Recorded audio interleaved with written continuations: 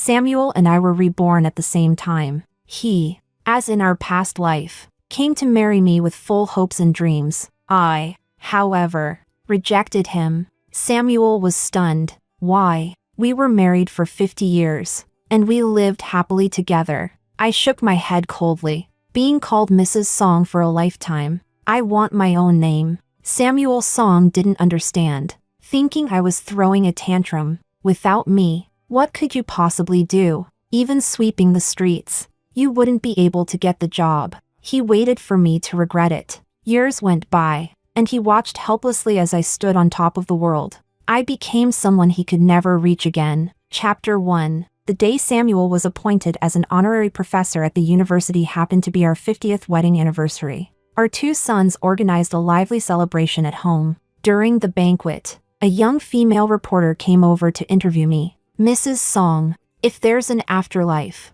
would you still marry Professor Song?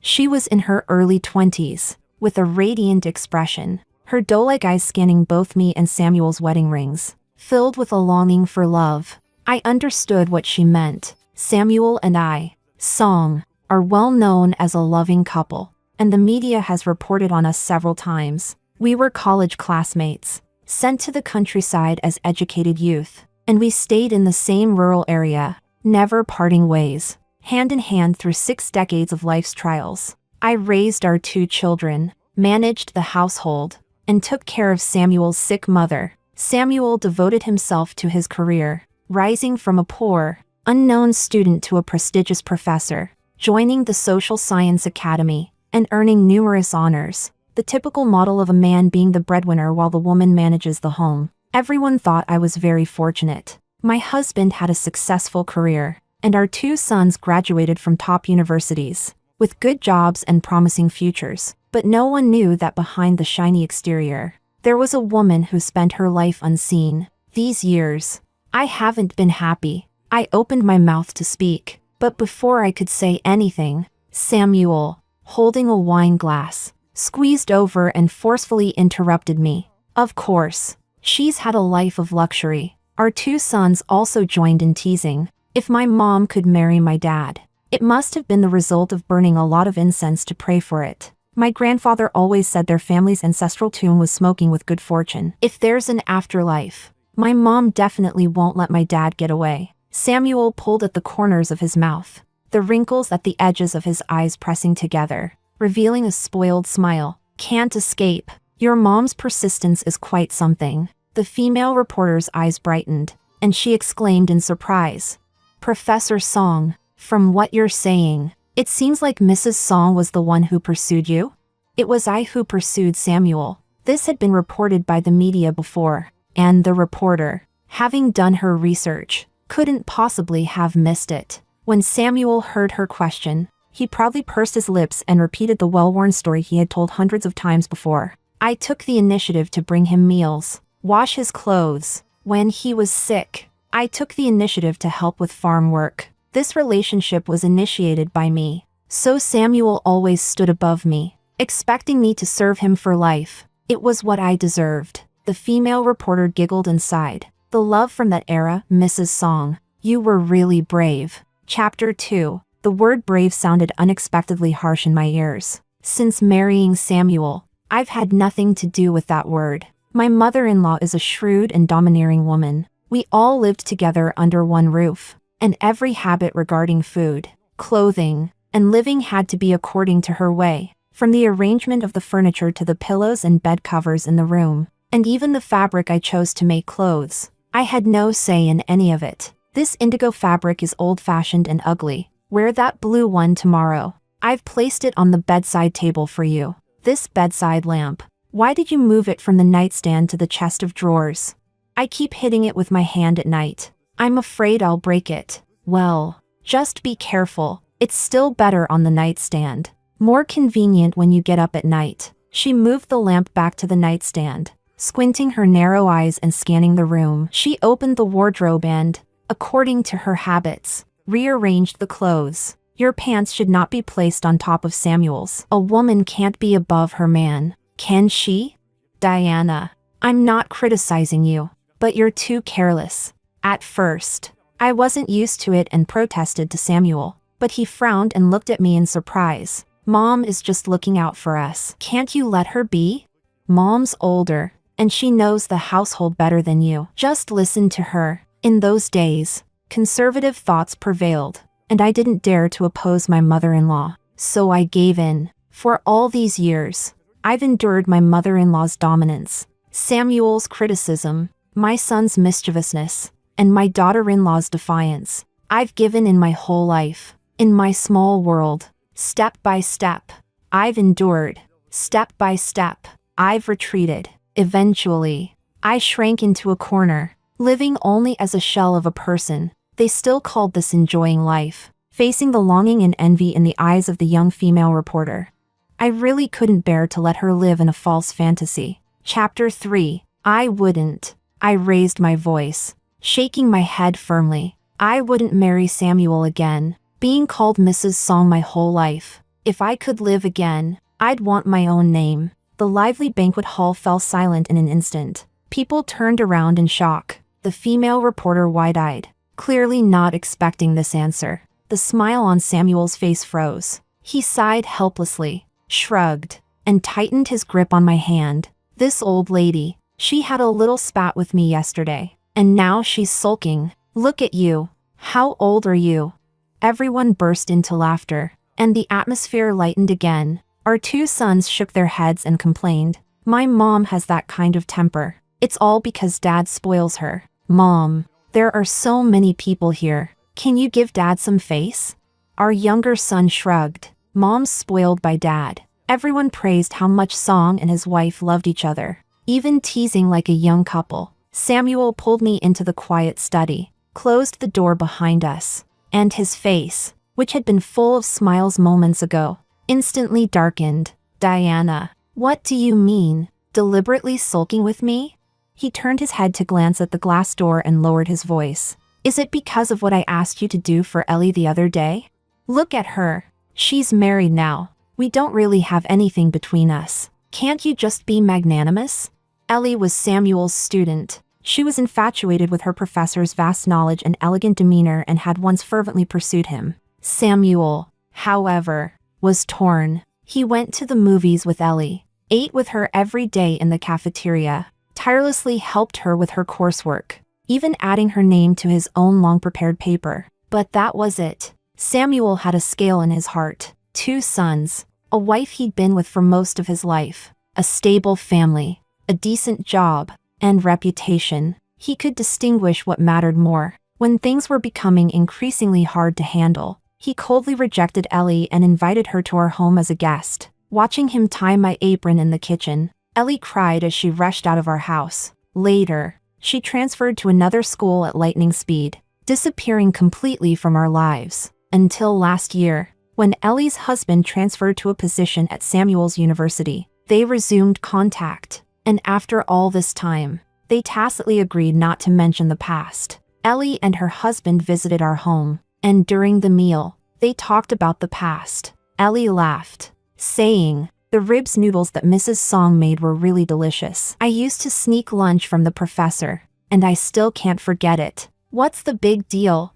Samuel waved his hand. Diana, go make her a bowl of noodles. Chapter 4. There was nothing really wrong between them at first, and our son was still young. Samuel came home and told me that the female student had been pestering him, asking me to help get rid of her. So, I didn't really make a fuss about it, but that doesn't mean I was magnanimous enough to cook for her. Samuel reached out and held my shoulder. I knew it was about this. In the end, you refused to do it, pretending to have a headache. But I didn't say anything, did I?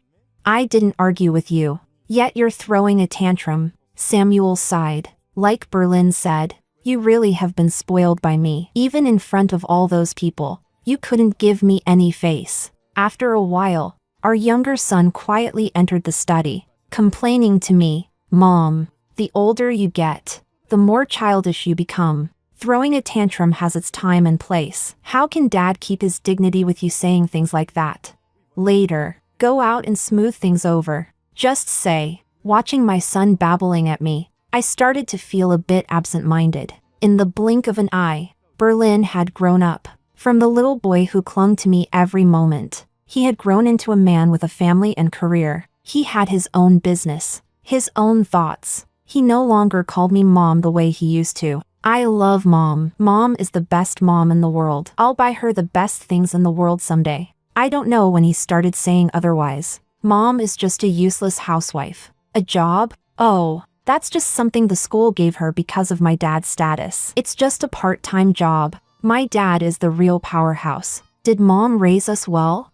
That's just because of our good genes. Our brains are smart. We take after my dad. My dad works the hardest. Mom just enjoys life. So, mom's thoughts don't matter at all. Chapter 5. I felt very disappointed and didn't want to continue agreeing with my son. I'm not throwing a tantrum. I raised my voice, repeating each word clearly. If I could do it over, I would want to live on my own. Berlin didn't understand. Why? Dad treats you so well. As I said before, I want my own name, my own career. Berlin scoffed. Your own career? Mom, what can you even do? You can't even make a pancake without burning it. Samuel shook his head as well. You're just talking big. Without me, what would you do? Sweep the streets? The father and son exchanged a look and shared a tacit laugh. Berlin patted Samuel on the shoulder. They say the older you get, the more childish you become. Just look at mom. Samuel pulled at the corners of his mouth. Yeah, old lady. Not as sharp as she used to be. Our family was respectable, and we wouldn't argue in public. So this matter was quickly brushed aside. Later that evening, after the party was over and everyone had left, Samuel finished his shower and, as usual, lay in bed reading. After reading a few pages, he suddenly put the book down. Diana, about today. Are you serious? You really don't want to live with me anymore? I shook my head again. Samuel froze, his eyes flickering slightly. After a moment, he gently stroked the back of my hand, which was covered in wrinkles. I made a mistake, but you've known me for all these years. Diana, you know I've only ever cared about you. That thing was my fault. We're both old now. Let's bury it, okay? Samuel rarely admits his mistakes, and he was only willing to do so in this instance. Once he admitted his fault, I had no choice but to accept it, or else it would make me seem ungrateful. But this time, I didn't want to tolerate him anymore. It has nothing to do with that. I just want to live on my own, in peace. Samuel was furious. What's wrong with me? Am I not good enough for you? When you go out, everyone respects you as Mrs. Song. What more do you want? I don't want anyone calling me Mrs. Song. I have a name. I'm Diana. I couldn't help but raise my voice. I don't want to be your accessory. Samuel paused for a moment, stunned. Then, with a look of disbelief, he said, I get it. You're jealous of me?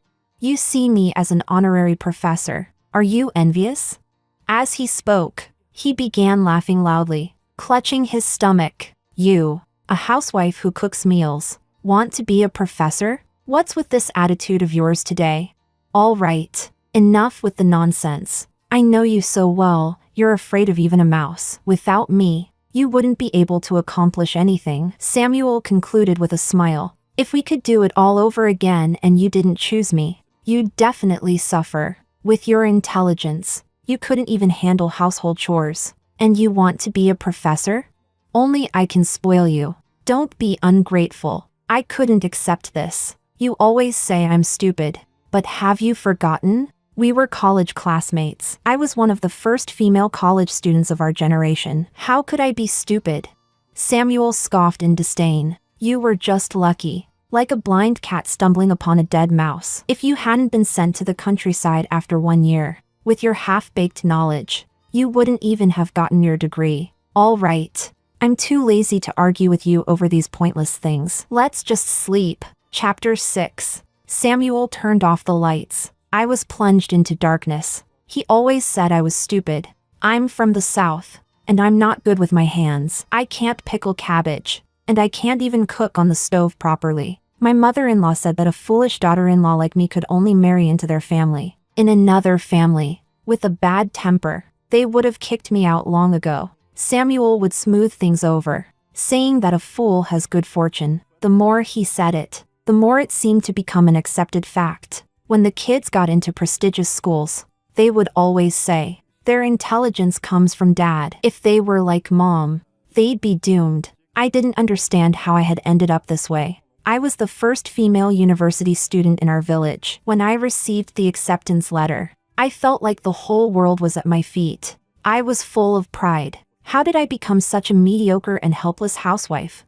In the darkness, I quietly shed tears. Like countless other ordinary nights, I sat in silence until late, lost in memories of the past and endless regrets, until I noticed a faint light in the distance. It was almost dawn. I should get up and make breakfast. Today, the two sons would bring their children to visit. My grandson loves the buns I make, and my granddaughter likes the century egg porridge I make. My daughter-in-law, studying abroad, loves sandwiches, and Samuel likes hand-pulled noodles. Everyone has different tastes, and I'd be busy for a while. I pulled the blanket off and sat up. A strange yet familiar figure suddenly barged into the room. "Oi, what time is it?" Samuel was coughing all night.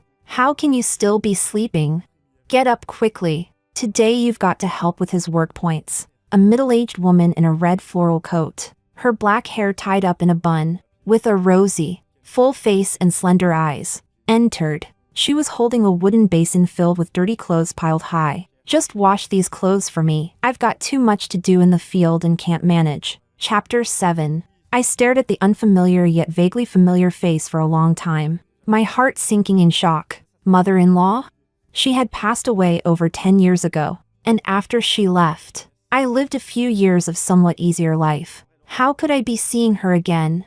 I looked around. A rough, mud brick house, a wooden table with a missing leg, and windows covered with dusty newspapers. This was the stone village from the 1970s? Realizing I had somehow returned to the past, I sat frozen on the bed, a mix of emotions filling my heart. My mother-in-law saw me sitting there without moving and came over to push me. "What are you sitting there for? You were always a fool when you were young. I never understood what my son saw in you." She impatiently urged me, "Hurry up. Wash the clothes first. Then come to the field to find me." With that, she hurriedly left. I followed her in a daze. Stumbling out of the room, not far outside, there was a water well. A few young women, their heads wrapped in scarves, were squatting by the well washing clothes. They pounded with sticks and chatted loudly. Did Samuel get sick again? A city-born educated youth. His body's precious. Precious? He's been down here for 7 years. Hasn't adapted yet. Poor Diana. That silly girl. Has to do all the work for his family. Poor? Don't say that. Look at Samuel. He's handsome, well-educated, and if his mother wasn't so unreasonable, I would send my daughter to wash his clothes. I stopped in my tracks. 7 years? I went to the countryside when I was 19, and I married Samuel when I was 27. If it's the 7th year since I went to the countryside, then Samuel and I aren't married yet? And his mother can give me orders like this? Chapter 8. I tried to recall, but the years had passed, and my memory wasn't very clear. It had been so hard to get from the barren countryside to university, and just after my first year, a special time came, and all university students were sent to the countryside to support rural construction. Samuel and I were assigned to a village called Stone Village in Shaanxi. Samuel was lucky because this village happened to be his mother's hometown. His father passed away early, and when his mother saw her son returning to her old home, she quickly packed up and followed him, with 3 uncles in the village looking after him. Samuel's life was much easier than the other educated youth. At first, I didn't plan to marry him. I still wanted to go back to my studies. Back then, I faced the ridicule and disapproval of everyone. Every day, after finishing the laundry, I'd light an oil lamp and sit by the stove reading. My mother, after quarreling with my father, then with my grandmother, like a hen protecting its chicks, would fight everyone just to protect my unrealistic dreams. The day I received my admission notice, she was so happy that she cried. She read the notice over and over, pressing it under the frosted glass on the nightstand. I knew our child would amount to something. You got into university. You'll become a city person and eat a public salary. No more working the land. No one expected that after all the efforts. I would just go from a rural area in the south to the north. I was still working the land, still doing farm work. As the sun rose and set, I would lift my head from the yellow earth, staring at the rough palms of my hands, and suddenly realize that the formulas and poetry I had once memorized had become as distant and blurry as the moon reflected in water. The university life I had dreamed of felt like a distant dream. At that time, everyone thought they couldn't go back. The walls were covered with slogans and signs, calling for turning the desolate southern mud into a northern oasis. If it wasn't completed, how could anyone return? It wasn't something a single generation could accomplish. I began to accept fate and face reality. In the village, I found Samuel to be more tolerable than others. We got along well, and so I approached him, flattered him, and eventually, I married him. I didn't expect that just 1 year after our marriage, the policy suddenly changed, and all of us educated youth were allowed to return to the city and even had jobs arranged for us. But with too many people and not enough jobs, the first batch of positions was highly competitive, and we had to wait in line. I had a chance, too. Coincidentally, at that time, I was pregnant, and the colleagues in the office looked at me awkwardly. Diana, this position is very tough. You'll have to go to the workshop every day and work until midnight. You'll also have to climb high iron racks. Given your condition, it's not suitable for you. Wait for the next batch, and I'll arrange an easier one for you. By the time the next batch came,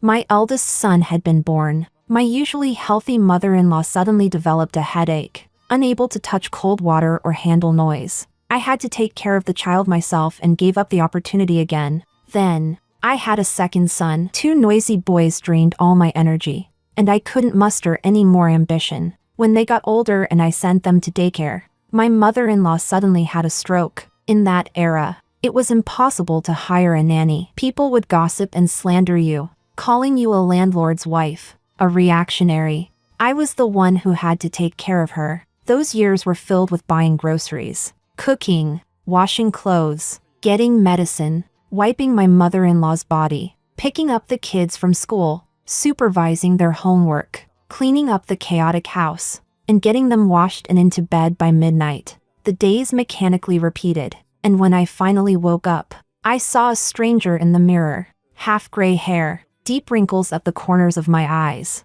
my face no longer youthful, my hollow eyes full of exhaustion and numbness. I had suddenly aged. How had time passed so quickly?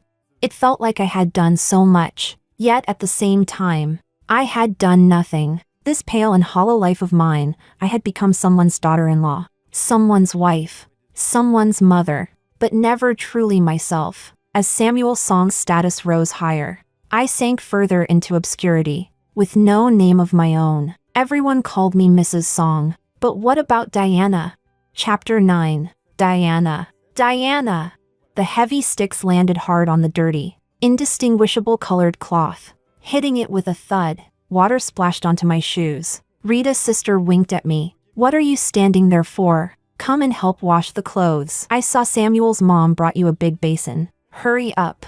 If you don't grab the chance, you won't finish washing. The osmanthus flower sister beside him curled her lips. She really dares to do this. Not even married yet, and already bossing people around. Diana, I'm not saying this to hurt your feelings, but you have such a good temper. You're going to suffer when you marry into that family. We should stand tall, show some dignity. Another older woman nearby chuckled. A 30-year-old old maid still acting all high and mighty. If anyone wants her, that's already a blessing. Don't talk about washing clothes. If they asked her to wash their underwear, she'd rush to do it. I stared at her for a moment, remembering she was Bubba's mother. A few years ago, she had asked a matchmaker to introduce me to him, but I refused. She held a grudge, seizing every opportunity to speak ill of me. I smiled at her. Whoever wants to wash can wash. I don't have the time for it. With that, I grabbed a hoe,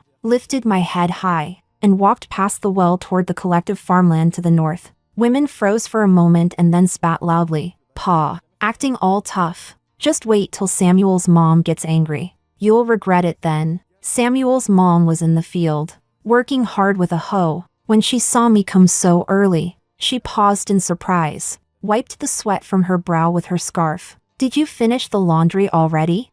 Are you washing it properly? Did you use a stick? Those mud stains need to be scrubbed clean. It's not that I'm criticizing you, Diana, but you need to work more carefully. Why are you always so careless?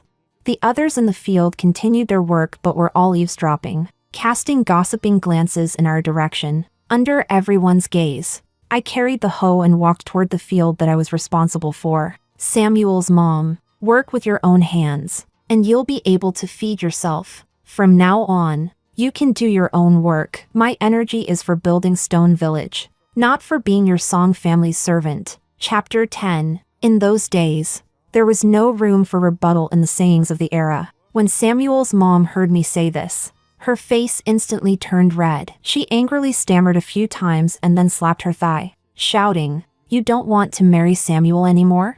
My son is sick, and you're his future wife. What's wrong with helping him out? Don't you go throwing accusations at me. Our Song family doesn't want a lazy daughter-in-law." Samuel's mom shouted loudly, and the villagers, upon hearing it, began coming over to persuade me. They said her temper was just like that, but I had to live with Samuel, so I shouldn't argue with my mother-in-law. I sneered. Mother-in-law? Samuel and I are clean and innocent. What right does she have to be called my mother-in-law?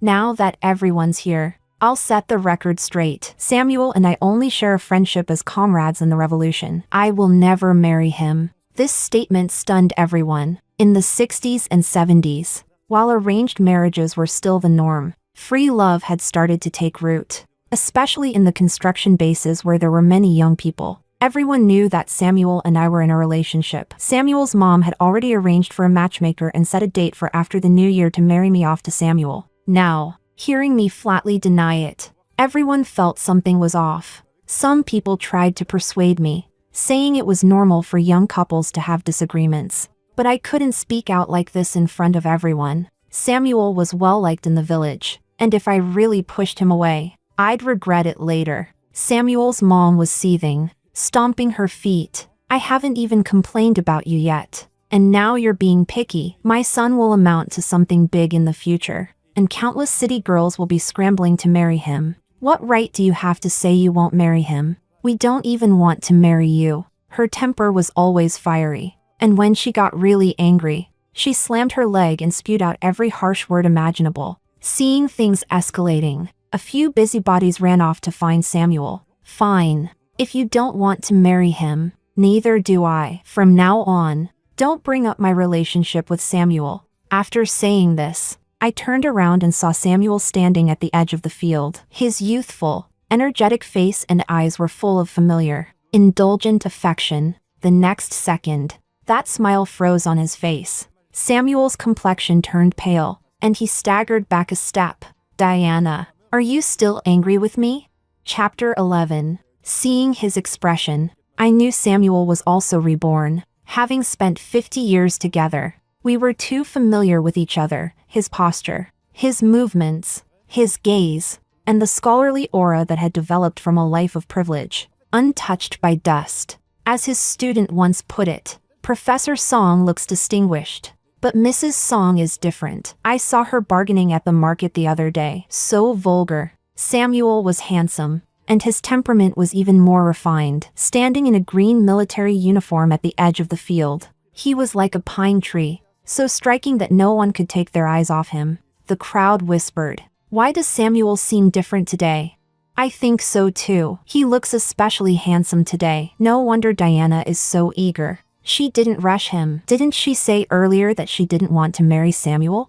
Probably just bragging. She's throwing a tantrum now, but with Samuel's mom's temper, she'll probably have to kneel to beg for him back. Once the sons arrived, Samuel's mom had more confidence, and her attitude became even more arrogant. "Diana, my son Samuel is right here. Do you have the guts to say those things in front of him again?"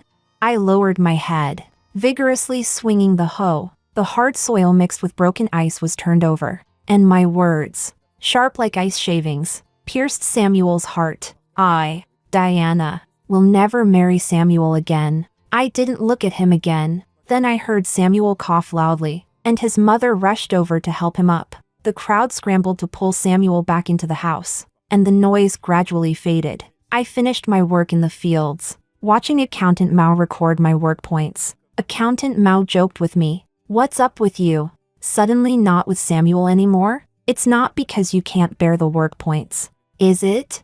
He flipped through the ledger and sighed. Samuel was sick for 10 days this month, but his work points are still full. But me? I only had half, and I was afraid I wouldn't even be able to fill my stomach. A thought crossed my mind. Mao, the work points are only settled at the end of the month. Can I transfer the points I've already earned for Samuel back to myself?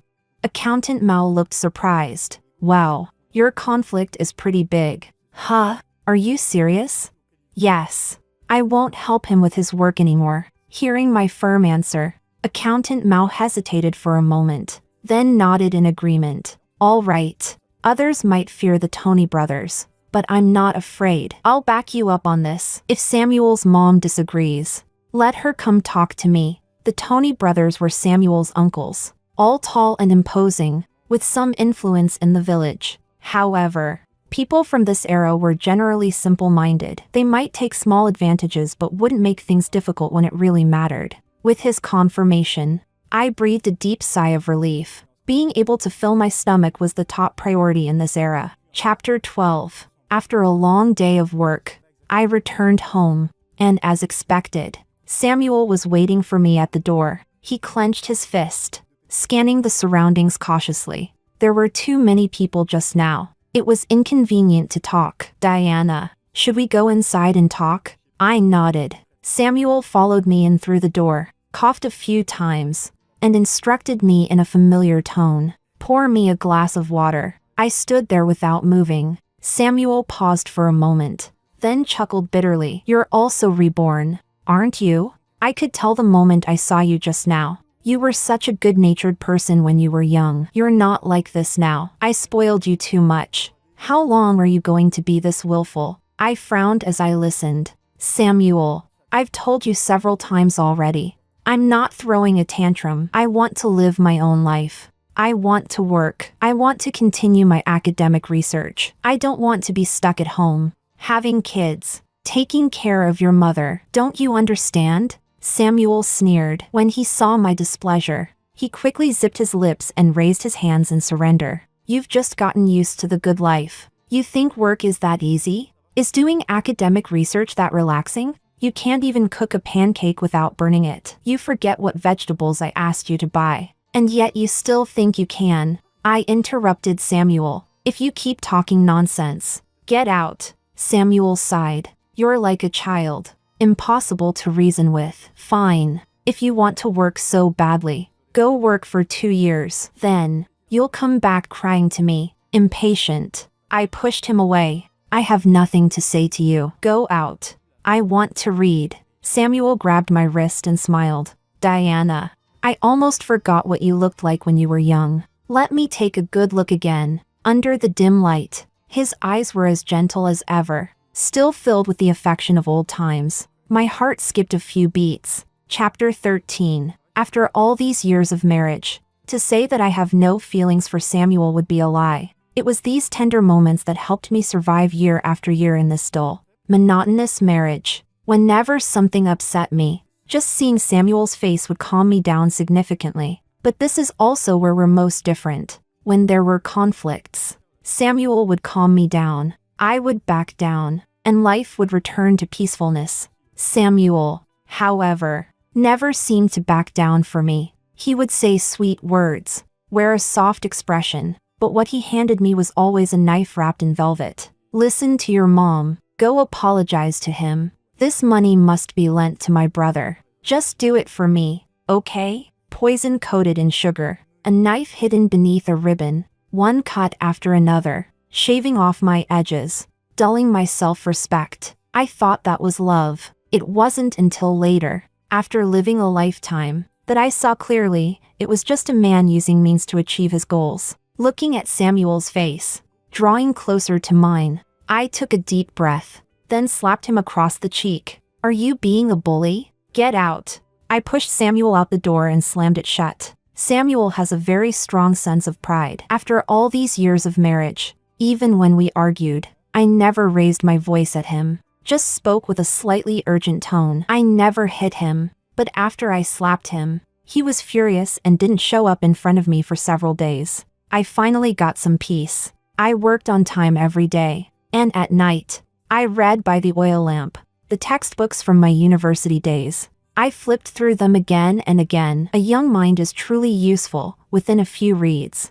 I could memorize them. I was not the idiot that Samuel always made me out to be, incapable of doing anything. I felt a surge of joy in my heart and grew even more eager to return to life in Beijing. Until the end of the month, that calm was shattered. Chapter 14. Samuel's mother stormed into my house. I was reading by the light when she suddenly grabbed the book from my hands and scolded. "You heartless woman, you took away Samuel's work points. What is he supposed to eat? He's been so good to you, and you don't even care about his health. Do you really not want to marry him?" I coldly responded. "I've told you many times, I have nothing to do with him, and please don't come here to disturb me in the future." Samuel's mother trembled with anger, her finger almost poking my nose. "Diana, are you crazy? Have you thought about Cashin and Berlin? If you don't marry Samuel, how are you going to get pregnant next year? How will Cashin come into this world?" I froze.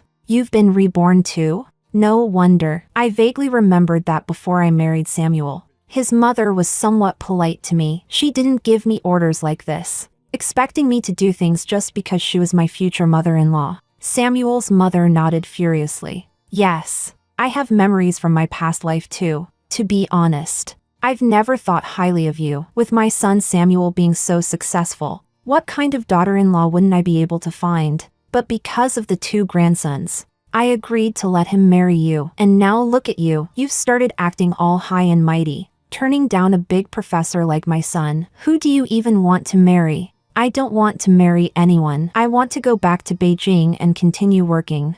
I repeated the same words several times, my patience running out. "Can't Samuel find another wife? Can you all stop bothering me?" Seeing my firm attitude, Samuel's mother's eyes flickered, and her tone softened. "Are you mad at me for not taking Cashin back then? My headache was real, not an act. If you really want to work, fine, but get married first. Have the baby, and once my health is better, I'll help take care of the child." I pointed toward the door. "Leave now, or I'll call someone." "You think you can be so tough?" Seeing that I wouldn't budge, Samuel's mother swore at me angrily before leaving in a huff. Chapter 15. Since that day, I haven't done a single thing for Samuel. I earned my own work points and took care of my own meals. Samuel's mother scolded me several times, but after Samuel stopped her, she would only roll her eyes when she saw me and gossip about me with the village women.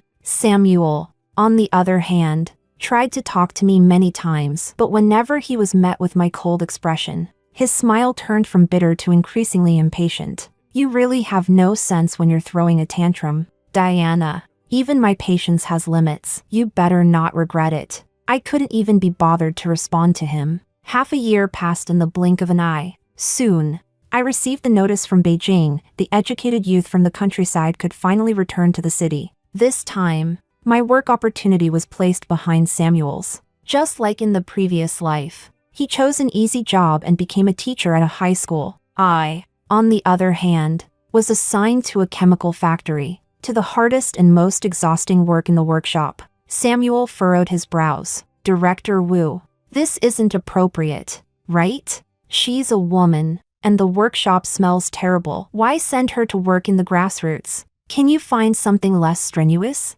Samuel had been a professor for so long that he still used an authoritative tone, and Director Wu immediately became displeased. "Hey, do you think this is your family? What job do you think you can just decide? Are you the mayor or the party secretary? There are plenty of people behind you. If you don't want it, someone else will take it." I quickly interrupted. "Director Wu, I'm willing to take this job. Don't listen to him." Before I could finish, Samuel dragged me out of the office. "Diana, there should be a limit to your nonsense." Samuel had a stern expression, scolding me just like before. "The workshop in the chemical factory is bad for your health. Don't you want to get pregnant in the next few years? Cashin is still waiting for us. Pregnancy. Cashin, this time. I completely lost my patience. Samuel, are you crazy? I've told you. I'm not going to marry you. There's no Cashin, no Berlin, just me. Do you not understand what I'm saying? Samuel exploded in anger. For this whole year, I've been tolerating you again and again. You wanted to work. I agreed. But you can't be so selfish. Are you telling me you don't even want a child anymore? What do you actually want? What do I want? I just want to be myself. Looking at Samuel, whose face was twisted with anger, I only felt a deep sense of helplessness rising from the pit of my stomach. Samuel always said that a husband's glory and a son's future were my crown, but I knew very well that they weren't mine. They belonged to them, and I actually had nothing. Since the moment I got married, I had crumbled into the dirt, becoming their nourishment. They sucked my blood, took all my time and energy, and bloomed into brilliant flowers. Everyone only saw the flowers. Who would care about the soil? Occasionally, someone would compliment. This soil nourishes. Was I supposed to be grateful for that?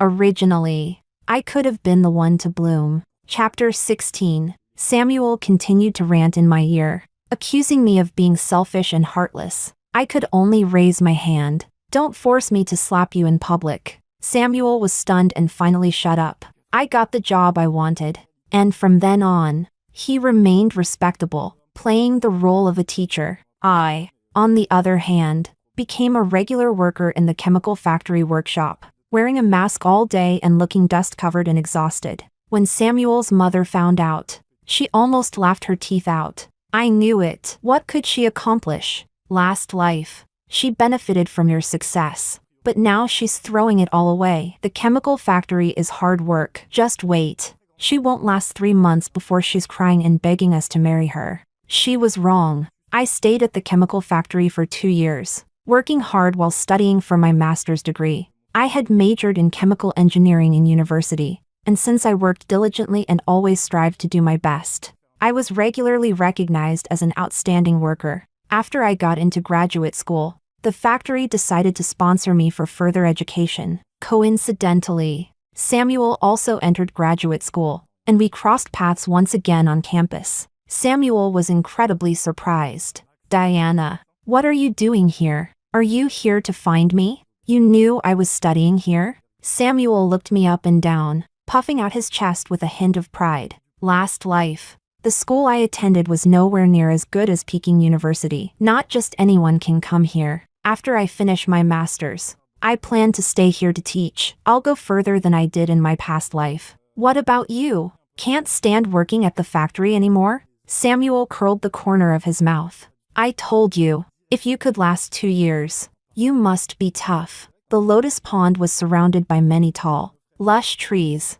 creating a green canopy above Samuel's head. The dappled branches and leaves cast intertwined shadows above his strong brow bones. Samuel smiled, slowly extending his hand toward me. I've been waiting for you these 2 years. As long as you admit your mistake, my mom will. The bell rang, and I quickly pushed him aside. Class is starting. Excuse me. Behind me. I left Samuel stunned, his expression frozen in shock. Chapter 17. Samuel finally accepted reality and admitted that I was also a graduate student at Peking University. During the annual new student conference, I was selected as a representative and went up to speak. Under the spotlight, for the first time, it was me standing on stage while he sat in the audience, squinting his eyes, looking at me with a gaze full of confusion and disbelief. For 2 lifetimes, he finally saw me, no longer treating me as an accessory, no longer looking down on me, but as an equal, even with a slight sense of looking up at me from below. Samuel was quite moved.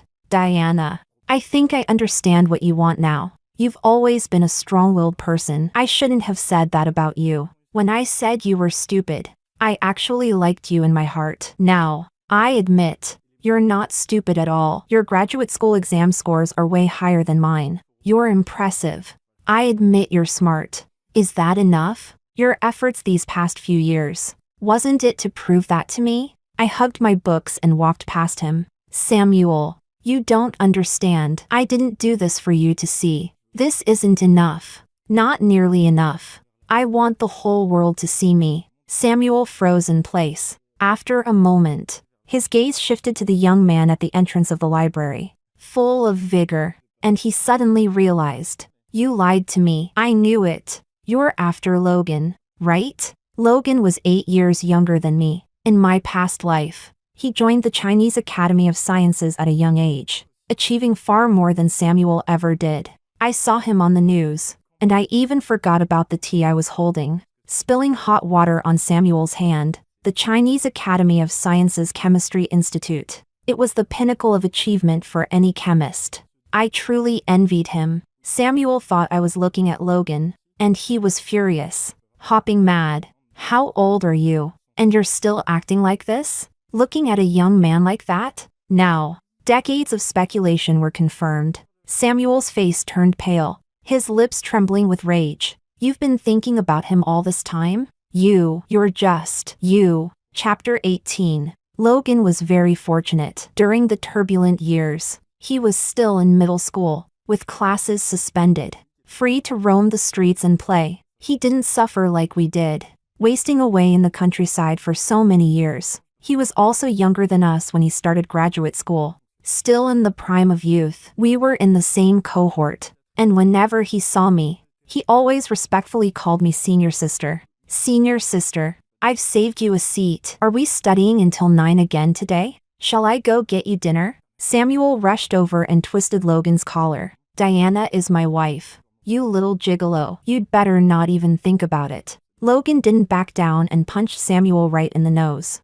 "Who's the gigolo? You're the little gigolo. Are you out of your mind?" The two of them started fighting. Naturally, they both got scolded, but since they admitted their mistakes so well, they were let off with no punishment. Logan also found out about the time Samuel and I spent in the countryside. He was very dismissive of it. Such a petty man. A guy like that should be ditched. I saw it as just a small, ordinary incident, but Samuel was deeply hurt by it and nearly fell into despair. I had told him many times that I wasn't interested in him, that I didn't want to marry him. He never took me seriously. Once Logan appeared, Samuel suddenly believed it. Perhaps in his mind, the only person who could defeat a man was another man. Samuel completely broke down, his eyes red as he stopped me under the dormitory building. "Diana." His voice was choked, and he could barely speak through his tears. 50 years. 50 years of marriage.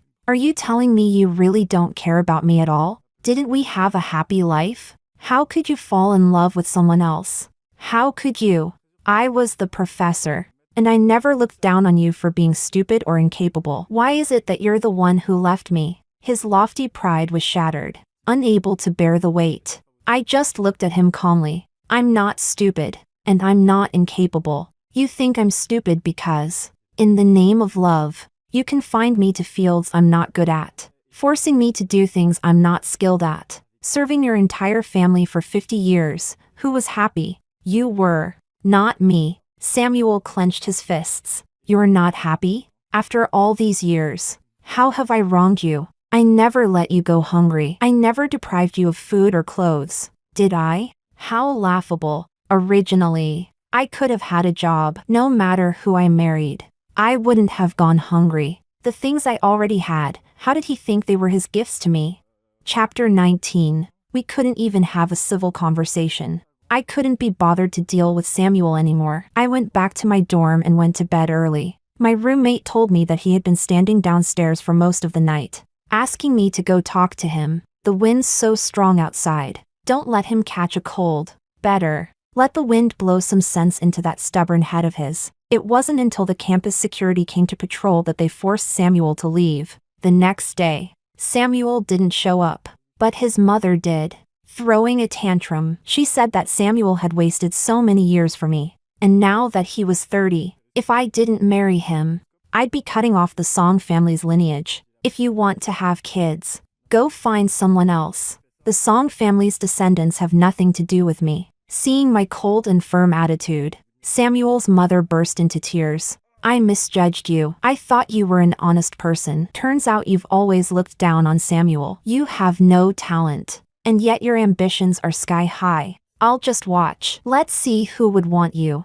An old spinster. You leave our Samuel, and no one will want you. Just as she finished speaking, Logan's head appeared at the door. Diana, would you do me the honor of watching a movie with me tonight? Samuel's mother froze, her throat sputtering for a long time before she slammed her leg in frustration. You're that gigolo, aren't you? You're trying to break them apart. You, Logan snorted. Mind your language. I just beat up Samuel yesterday. Don't make me take it out on you too. I don't have some rule about not hitting women. Logan had a bit of a rebellious edge when he was younger. He was taller than Samuel by half a head, wearing a green military uniform, sleeves rolled up to his shoulders, showing off his well-defined muscles. Samuel's mother shrank back. Young man, don't let her deceive you. She's 30 this year, been married, and had 2 kids. Logan, so what? I like older women. Mom, stop making trouble. Samuel,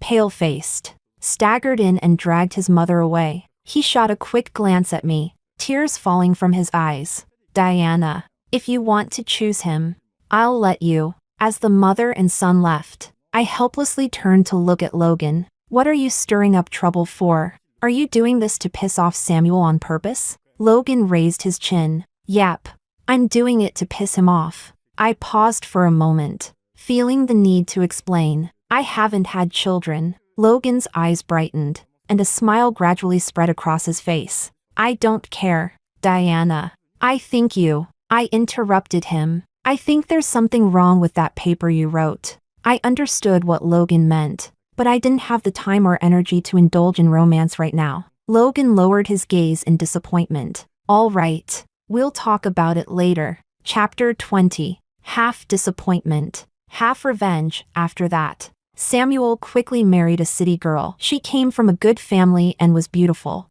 A year passed, and they had a lovely son. Samuel regained some vitality, deliberately holding his son in front of me, showing off. Diana, when are you and Logan getting married? At that time, I was already pursuing my PhD. However, Samuel hadn't kept pace with the rhythm of the past life. The city girl had a respectable job and wasn't willing to give up her golden job for the child. She still worked her usual hours, leaving the baby entirely with Samuel's mother. Samuel's mother's headache returned, and the whole family was in chaos, with no one else to help. Samuel had no choice but to balance work and taking care of the child, leaving him with no extra time for studying. My PhD progress was delayed. Samuel didn't really mind. A delay of 2 or 3 years wouldn't matter. After he graduated, he smoothly stayed at the university, and now he was a lecturer in Beijing, in a position far better than his previous life. At worst, he would just walk the same path as before. He could afford to wait. What he didn't realize was how the small, mundane details of family life could drag a person into a whirlpool. At that time, he was still full of enthusiasm, thinking of himself as a winner. You're not getting any younger. You should push him. If you wait a few more years, you won't even be able to have kids. I buried myself in my notes. He went out to watch a movie with someone. I have nothing to do with Logan. Samuel was stunned. What? You're not together? No. Logan told me before. He said yes. I rejected him. Right now, I'm focused on my studies. I don't have time to think about anything else. Samuel widened his eyes, his face full of confusion. No, Diana, I really don't understand you. What's going on? You're a woman, and you don't want a family, don't want children, and don't even want a lover? No one will love you. How lonely and desolate a life that will be. Chapter 21. I paused, looking at him seriously. Does a woman really need love? From childhood, all the movies, novels, literature, and society's atmosphere have been instilling this idea into women. Little girls grow up yearning for their Prince Charming. Little boys, on the other hand, dream of adventures, the stars, and the vast seas. But why? For women, is love really that important? Without love, does a woman lack coherence, independence, and a complete core? Is it impossible for one to live a peaceful and happy life on their own? I married for love. I loved Samuel my entire life. To be fair, Samuel loved me too. But did I find happiness? His love meant I should bear his children, take care of the household, leave my familiar family behind to join a completely foreign one, smooth out my edges, and bear the scars to integrate into their world. Compared to most women, my life was already pretty good, but I still wasn't happy. Those who benefit from the system are the ones who repeatedly promote it, urging you to make choices that are advantageous to them. Why should I follow these rules? Samuel froze for a moment before showing the familiar sneer. Don't want love? What should a woman want then? Power, status, money, and fame. These are what women have been most lacking for thousands of years. I sneered in return. Forget it. You wouldn't understand. I'm going to study abroad for a few years. After that, we probably won't meet again. I walked away. Samuel was still holding the child, staring blankly, frozen in place. Chapter 22.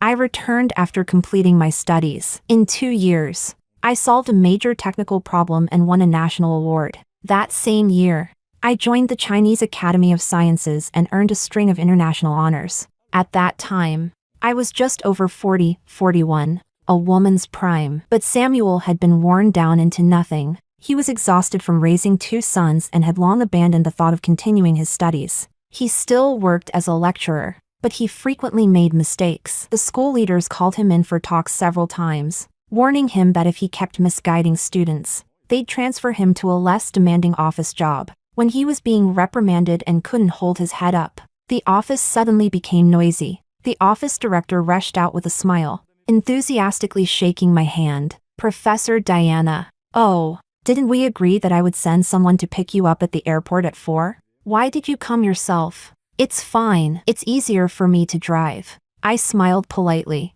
then turned around and saw Samuel, pale-faced, shrinking his shoulders, desperately trying to disappear. Mr. Song is here too. The director was surprised. You two know each other? I nodded. Yes. We go way back. The director smiled. I see. Mr. Song. Then let's have a simple dinner tonight. We need to welcome Professor Diana, starting this year. She's the school's honorary professor. Samuel's eyes flashed with shock. His lips trembled as he stared at me, unable to say a word for a long time. After a while, he awkwardly lowered his head. No need. I still have to pick up the kids from school later. Let's do it another day. Another day. Samuel stumbled out of the office. The director smirked behind him. Can't even stand on his own feet. A grown man, dragged down like that by family matters. I'm not saying his wife is. Well, it's true. She's quite good. I know her. She's a nice person and very ambitious with her work.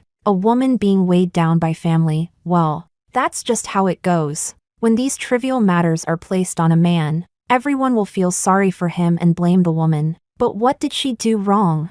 She simply did what every man would do. The director awkwardly laughed in agreement. Well, if even Professor Diana approves, then it must really be something. Haha. Chapter 23. The day I won the Nobel Prize. The school held a grand press conference. I sat on the stage. Samuel's family sat in the audience below. Samuel's mother glared at me with resentment. What's so great about her? She's at that age, and no man wants her. Samuel's 2 sons retorted. Grandma, you're crazy. With her level, what kind of man would be worthy of her? Samuel's mother was fuming. What level? I used to have her wash the dishes and clothes, and she didn't dare say a word. She wouldn't move left or right. You're senile. Grandma. Dad, take her to the hospital for a checkup. Samuel's mother was furious. Is this how you talk about your grandma? All because of your mother. You're useless at studying. You can't even get into a normal high school. My other grandchildren graduated from top universities.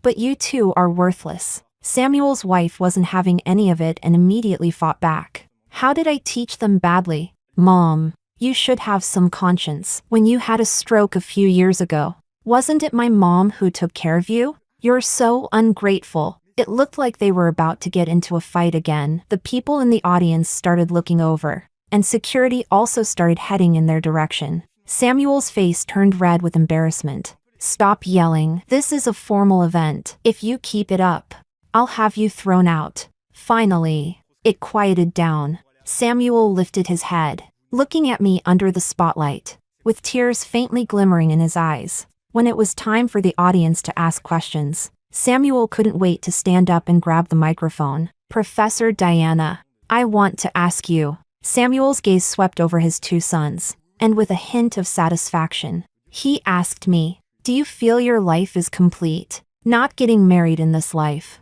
not having children to carry on your lineage, aren't you really regretful? I looked up and saw the bright red banner hanging above the hall. Warm congratulations to scientist Diana for winning the Nobel Prize. Scientist Diana. I smiled faintly. Yes, I don't have my own children, but I have them. I extended my hand to point toward the audience. Most of them are students of my field. They read my books, study my papers, and listen to my lectures. They may not look like me, but they think like me. I don't have children to pass on my genes, but I have students to carry on my ideas. Through the long river of time, genes may fade, but brilliant civilizations endure forever. My life has been very complete. Thunderous applause filled the hall. It continued for a long time. Extra 1. I was walking out of the hotel with my young boyfriend when we unexpectedly ran into Samuel. Samuel froze for a few seconds, his eyes filled with disbelief. You said you didn't need love. I shrugged. Not having a man in my eyes doesn't mean I don't have one by my side. Reaching the peak of my career, I finally relaxed. Enjoying life a little is nothing to be ashamed of. I'm just an ordinary person, with mundane, worldly desires. Just because I've achieved great success in my career doesn't mean I should be a saint. The path of a successful woman is already difficult enough. Don't force moral labels on her. A look of being deceived flashed across Samuel's face. How can you? You're corrupting morals. You. Before he could finish, several security guards rushed over nervously. Professor Diana, are you okay? Who is this person? Should we get rid of him? I coldly nodded. A crazy fan. Samuel was quickly dragged away. His thoughts were laughable. When a man reaches the peak of power, becomes an emperor with a harem of thousands, no one ever criticizes him for corrupting morals. But why can't a woman do the same? The old societal restrictions on women, the new era will surely break them. I look forward to the day when everyone will take this for granted. Extra 2. When I was invited to give a lecture at a university, I encountered a very enthusiastic student. Her name was Ellie. She excitedly waved her arms, pushed through the crowd, and came up to me, asking me to sign her notebook. Professor Diana, you have such a great presence. I was completely captivated by your lecture. You speak so well. Ellie's face turned red as she boldly made a joke. If you were a man, I'd marry you. The young girl's eyes sparkled, filled with admiration and longing. I took her notebook and smiled, shaking my head. Don't marry me. Become me. The girl's admiration for strength is also a longing for power and success. But the societal conditioning that's been with her from childhood makes her want to be someone bathed in moonlight. She's never considered that when the light shines on you, yes, you get seen, but when the light moves away, you have nothing. You should become the moon. Ellie froze, staring blankly at the name on the notebook. Diana.